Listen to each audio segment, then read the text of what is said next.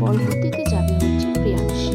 প্রিয়াংশী তুমি সামনে এগিয়ে যাবে এবং পাঁচজন, এরপরে অদ্রিজা এগিয়ে যাও এবং তুমি এক সংখ্যাটি সঠিকভাবে চিনে রিং পরিয়ে দাও।